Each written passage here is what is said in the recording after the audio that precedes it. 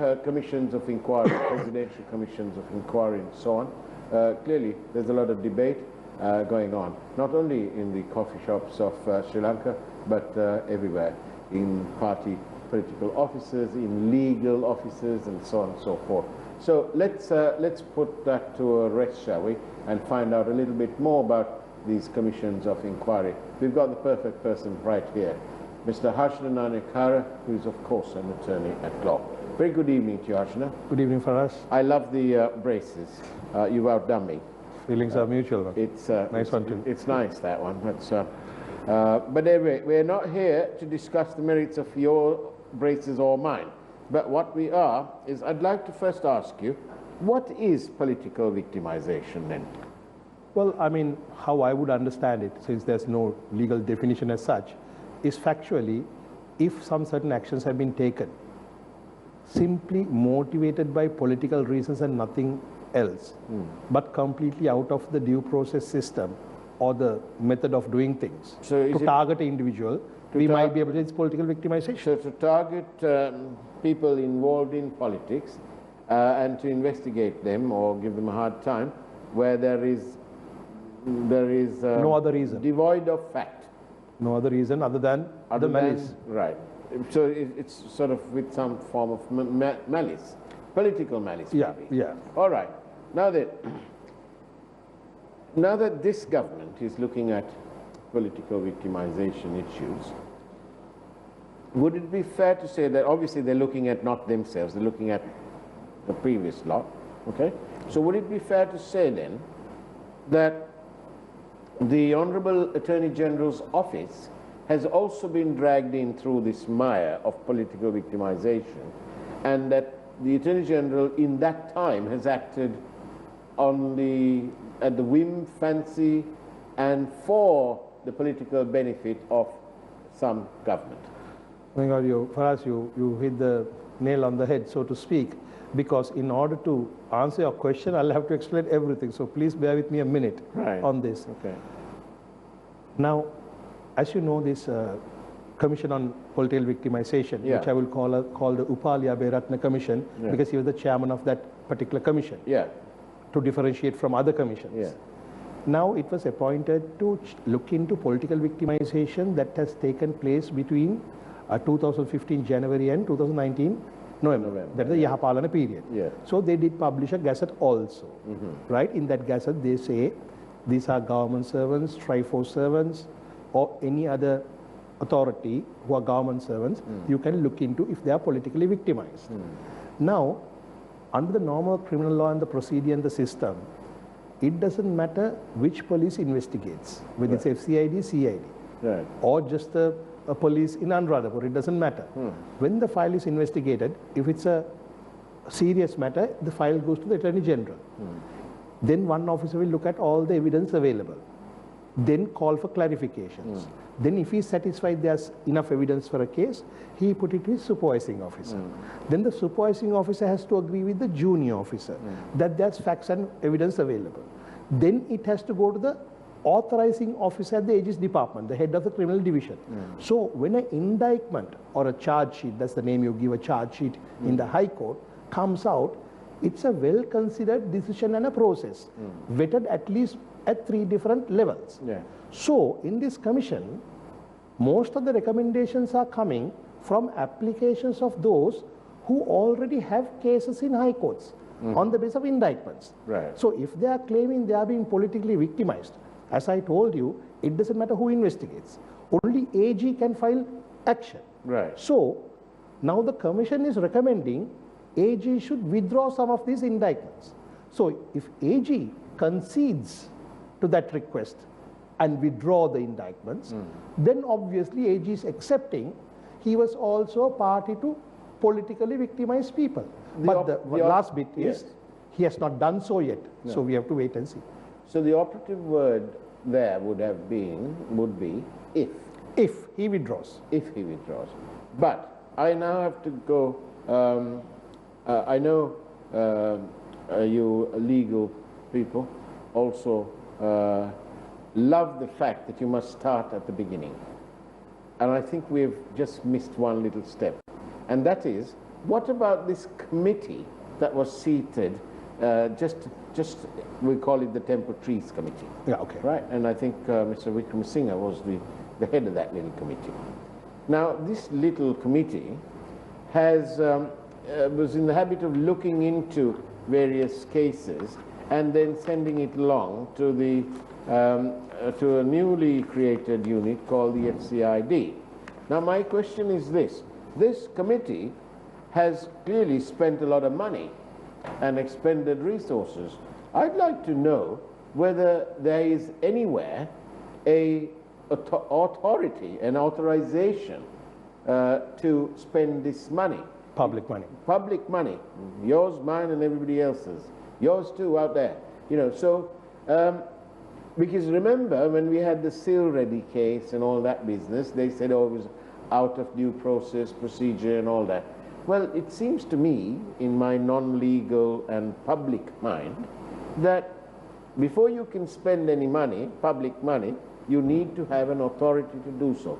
Do you think that committee, the Temple Trees Committee, had any authority? Well, that question is actually one of the things that has been looked into by the commission. Right. Upali Aberatna Commission. Right. Who says this money has been spent unlawfully. Oh, okay. That was his finding, that there was no legal authority for it. Right. So that's why they are recommending some of these people to be charged for misusing public property or public money. Right, but then they should all be remanded. Well, because in the last government, that's what they did. Exactly. They said, Public Property Act, whang, there you go, inside, no bail. No. Now, my question is this. If the FCID is unlawful, if this committee was unlawful, and if this money was spent unlawfully, did anyone file any action in any court saying that this committee is unlawful to date? To date? Yes. But no. No, I believe not. But the FCID itself, per se, they may be quite legally constituted because the IGP probably can do it anyway, because if he has a very special case or where you need specialist knowledge, then from his team of police officers, he may well select 10 or 20 of them and say, listen, you guys, you're called Unit XYZ, and you look into this because you've got the specialist knowledge. So, but that is tainted by this committee. No, not really. That is how they want it portrayed.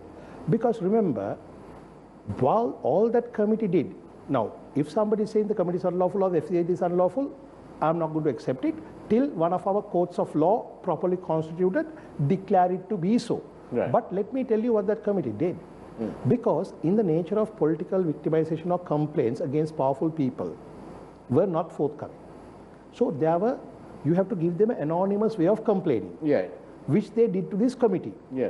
Thereafter, what the committee did was, when there was merit, forwarded them to the bribery commission, forwarded them to these places. Thereafter, the committee never went into interfere with anybody how to investigate. Yeah. Even the AG could have easily said, no, we are not going to prosecute on this because there is no evidence, right? And believe me, in our system of law, anonymous complaints can be entertained.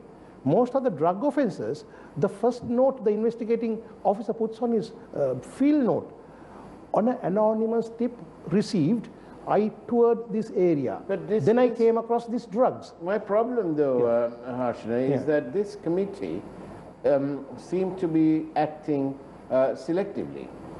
Not really. They looked at some files and said, well, we'll send these along to the FCID. And if you remember, sometime, whilst they were in between this whole business and the FCID were probably overwhelmed or nearly overwhelmed, all of a sudden they had to send some of these files to a different unit altogether called the National Procurement Commission to have a look to see whether they would. So all the work that the FCID did seemed to have just gone up in smoke. Well, no, basically it doesn't matter whoever investigates that I told you. Whoever complains is the AG who decides. It's finally the AG. Finally the AG. Right. He's the one who decides is there any evidence to proceed or not. When he decides that this has to be proceeded, it has to be proceeded in a court of law. Now, if there has been political victimization, most of these people who came to the commission, such as Mr. Gammampila, Pilla and everybody, could take up that position up in the High Court. Then it will be considered, and if it is found to be credible, then they will be given relief by the High Court.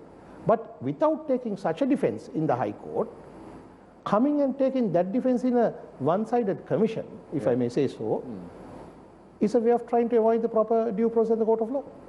Back in 1978, when President Jayawardena wanted to deny Mrs. Bandanayake of her civic rights, there was the other side, which included one Mahinda Rajapaksa, who later became not once but twice President of Sri Lanka, tried for the third time, and then ended up as the Prime Minister of Sri Lanka, which he is now holding that position. But they all rose and spoke as one. In fact, the late Bishop Lakshman Wickramasinghe wrote his very famous letter to JR, and he reminded him that although he had promised to run this country in a Buddhist way, he was actually not playing the Buddhist way. He was not fair, there was no fair play, and there was no justice. And those two matters are what is exactly this whole business about the Buddhist way, the dharmistic society that Mr. Jayawardena was missing the point on. And they all rose as one. And this was apparently to deny a political opponent. So that was political victimization as well. Well, yes, because if you really look at it, this 1978, the special commission, now quite different to the commission of inquiry headed by Mr. Upali Abeyratne, which has been formulated under the 1948 law. The 1978 law is different. Right. Because the 1948 law, which the Political Victimization Commission, has the power only to recommend. Right. It cannot punish anyone. Thereafter, you can make recommendations for AG to look at, or the bribery commission to look at, to file action.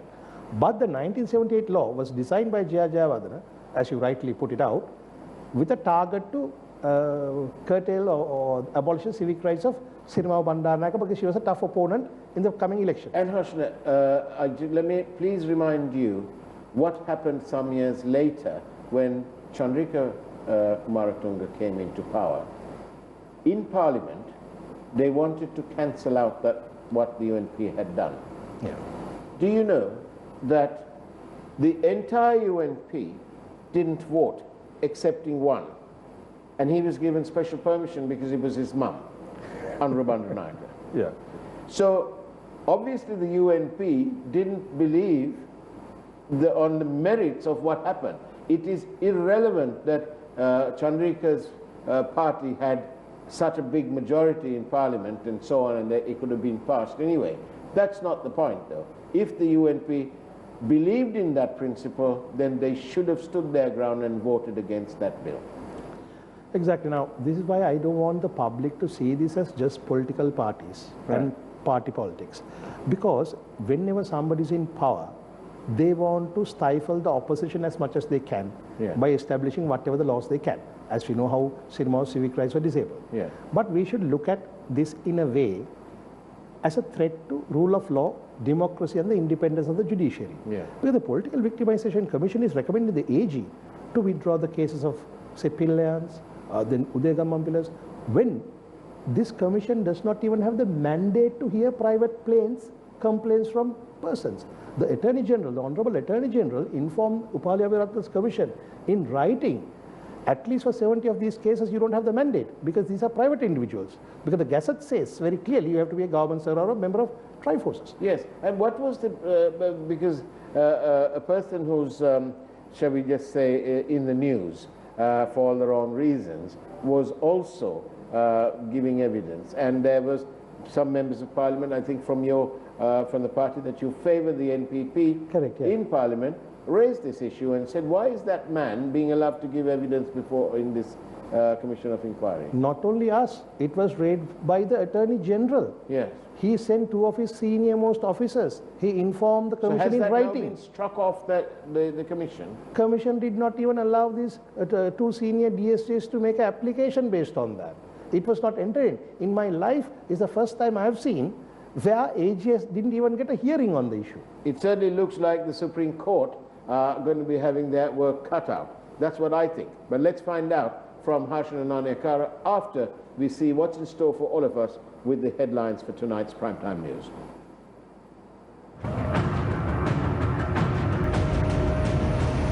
News First, Newsline with Faraz Shauketaly.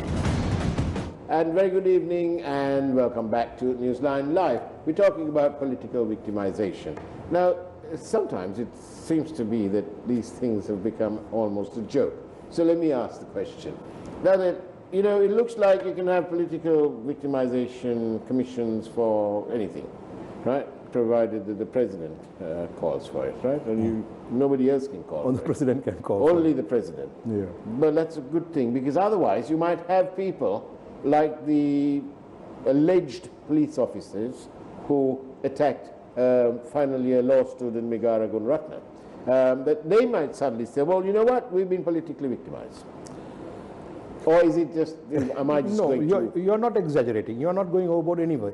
Because, see, the whole idea is we have a system and a court of law. I am saying when there's accusation, try according to the established proper law and not by... We got examples of these, without mentioning names, maybe. Now, for an example, most of my clients who come to me always say, sir, the police threatened us and they made us say things, but we were like under duress. You know what do? We say that to the High Court in a credible way. So the judge could balance what we say together with the other side's evidence. Fair hearing to both sides. Yes, let the other side be heard. And then the judge decides whether there's a truthfulness in our claim.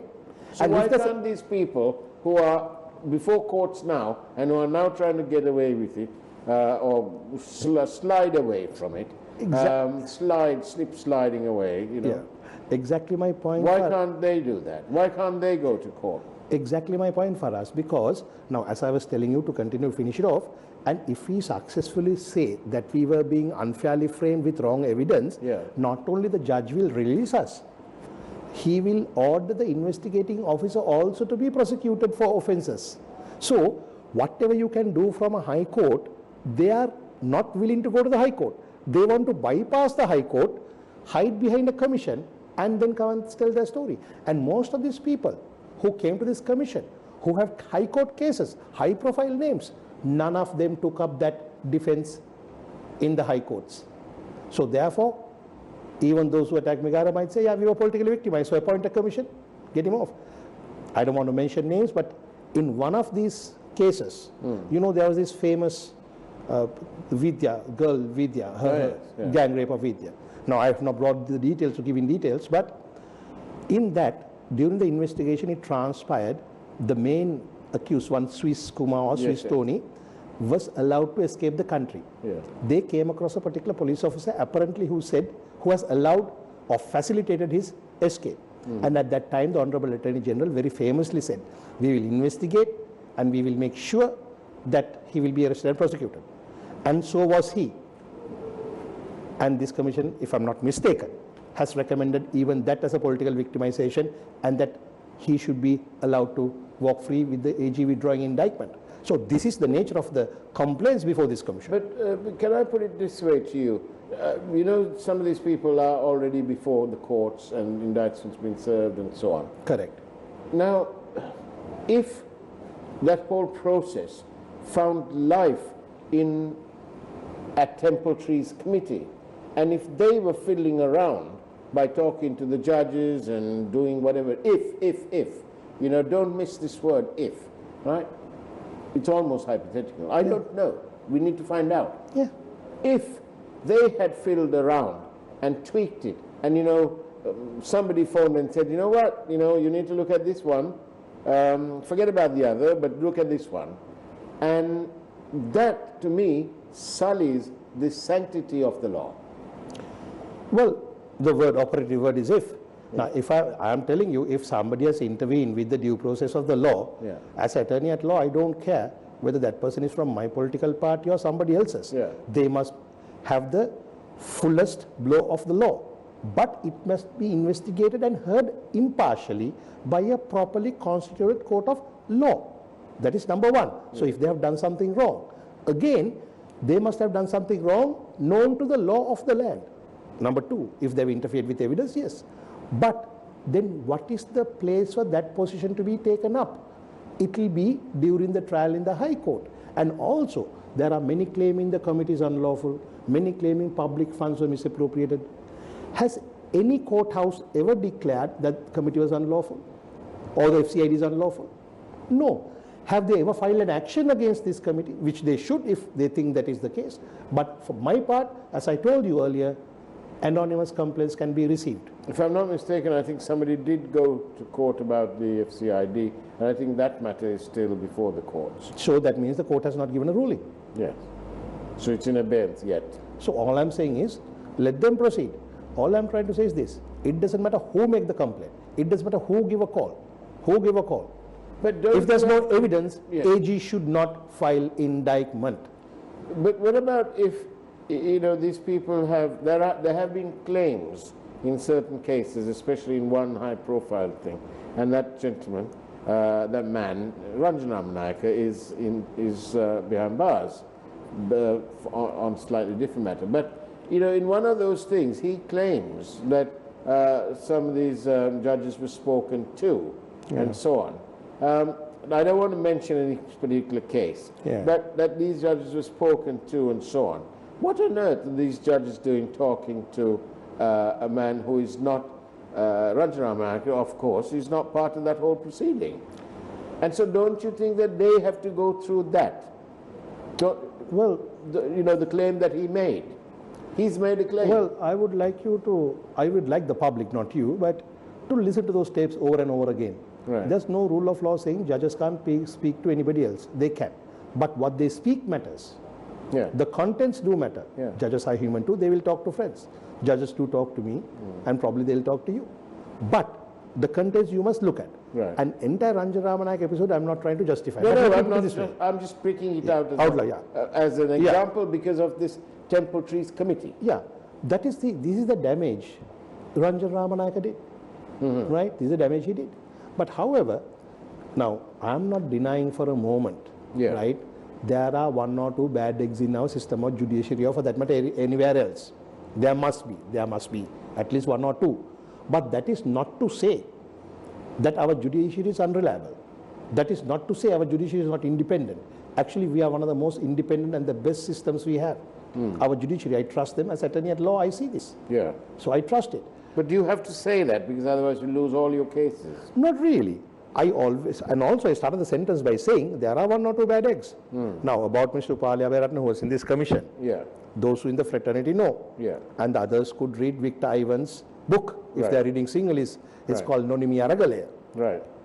Then it explains the conduct of Upali Aberatne in some certain matters. Yeah. So I believe Victor Ivan has found the truth when he wrote, because no action has been taken against Victor Ivan. So that is one example of that us having bad eggs. It is there. But as a system, we are not a failure. It doesn't necessarily mean that, though. It could mean that somebody just can't be bothered going to court. Really? Not with what Victor Ivan had said about Mr. Upali Aberatne. If I was Upali Aberatne, I'll go to courts, you know, almost immediately, but he has not. It's one of the questions that have come in, asking the same thing. I trust that the law is, we haven't strayed away from the due process of the law by mentioning that. But there is no malice. It is merely a question from the public. So it is a public interest question, really. Right, okay.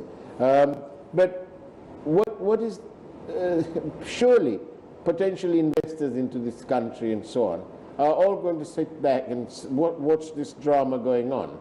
You know, every time a government changes, there is this almost unblessedness where they come and investigate the previous law instead of getting on with their work. Well, actually, don't you think that the public are fed up with these things? Public must be fed up. It's been 70 long years, the same thing has been happening, so they must be fed up. So obviously they are right, because investors or others will not be wanting to come into a country where things are not stable, where there are court cases. But then the system must be not for one government to protect the other wrongdoers. Yeah. But once you come into government, once and for all investigate and finish the wrongdoers. But what do we have? What we have is when one party changes, the new party comes and protect the old people. When they change, they look after the others. Isn't that what has been happening? They look after each other. They are only fighting before cameras for our benefit. For the benefit of the public? Yes. Well, you know, what a state of affairs. Let's see how the cookie will crumble. Harshana Nanakara, thank you very much. And now, of course, it's time for that wonderful program. It's called The Primetime News, and it's from News First. Take care, great evening, and God bless you. Thank you very much.